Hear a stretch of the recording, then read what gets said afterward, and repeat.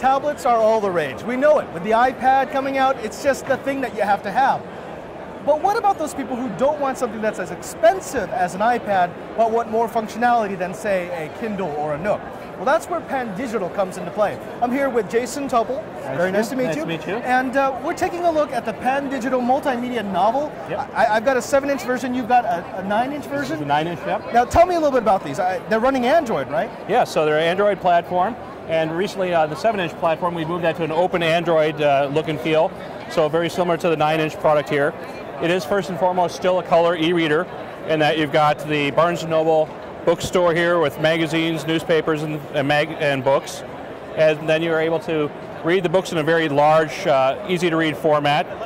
But as you said, in addition, this is a full function Android multimedia tablet. So you're able to go through and load your own applications. In this case, we're using the Slide Me store for you to be able to get access to the thousands of applications.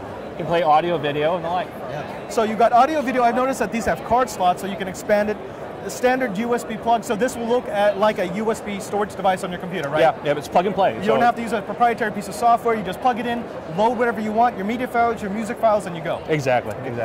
Okay, so yeah, so worst case scenario, if you were taxing out the screen and the processor, you're talking about 4.5 hours of battery life. Basically, yes. What would be best case scenario? What's the longest you've ever gone between charges?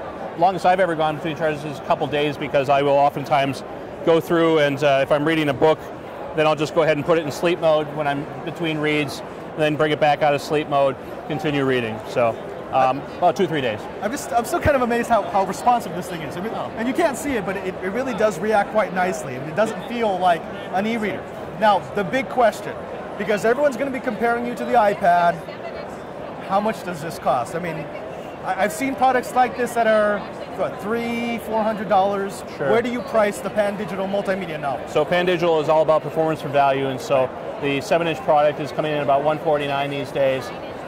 The 9-inch product is at about $199, and it goes up to $269 for the cellular model that has built-in AT&T cellular. Built-in AT&T, I love it. Yeah. Okay, so if they want to find out more about this, about the specs, where to get them, where should they go? www.pandigital.net. Thank you, Jason. Thank you for sharing this with us. And you stay tuned, because we've got more gadget goodness from CES 2011.